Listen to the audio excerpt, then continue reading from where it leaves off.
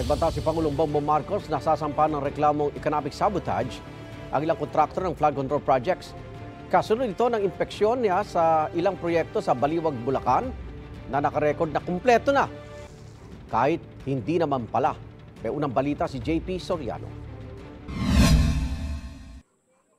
Mahigit 55 million pesos ang gastos ng gobyerno sa flood control project sa Purok 4, Barangay Piel, Baliwag, Bulacan. Nakatayo na dapat ang reinforced concrete river walls batay sa dokumentong hawak ni Pangulong Bongbong Marcos. Pero walang ganong nasilaya ng Pangulo nang mag-inspeksyon siya roon. As of last month, June, ang report dito 100% complete at saka fully paid. Wala kaming makita na kahit isang hollow block, isang ng simento, walang equipment dito. Lahat itong project na ito, ghost project. Walang ginawa na trabaho dito.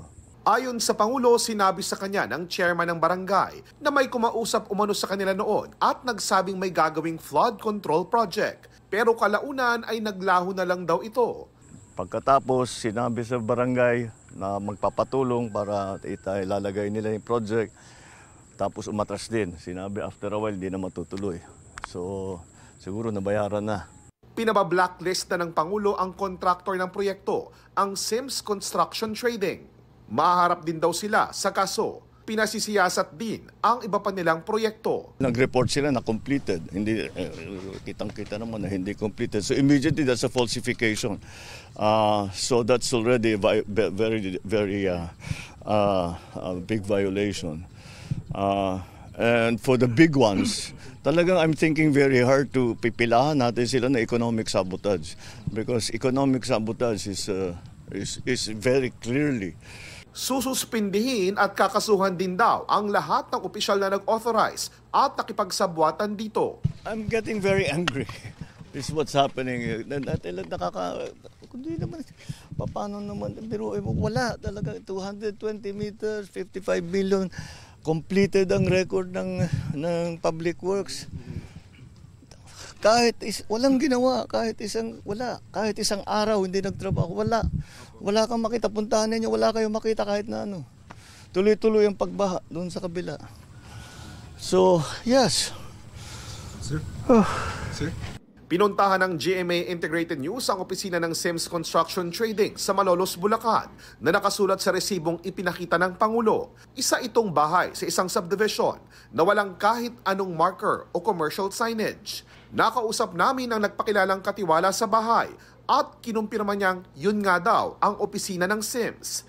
Tinanong namin kung maaring makausap ang may-ari ng Sims pero tumanggi na siyang sumagot. Iniwan namin ang aming contact number at email.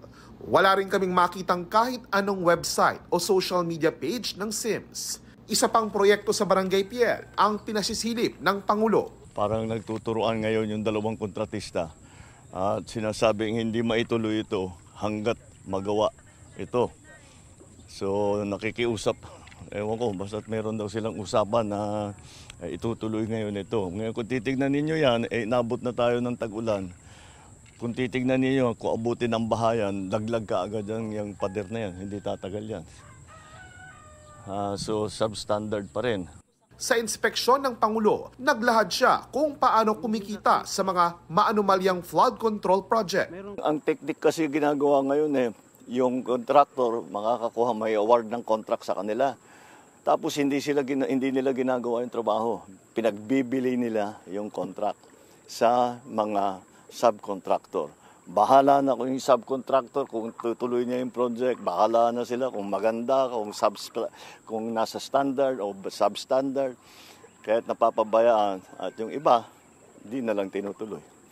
Samantala, ang Bureau of Internal Revenue nakikipag-ugnayan na sa isa pang ahensya para sa investigasyon sa mga kontraktor na nasa likod ng Ghost Flood Control Project. Kailangan daw malaman kung tax compliant ang mga ito. Malinaw po ano ibig sabihin ng Ghost Project. Ibig sabihin yan, walang ginastos patungkol sa proyektong yan at pinayaran siguro sila pero walang ginastos sa project na yan. Mungkahi ni dating DPWH Secretary Rogelio Singson. Sabi lang ni Pangulo, isuspend nyo lahat ang flood control projects, reviewin natin. Nako. Pag di naman nataranta yung mga nag-advance dyan.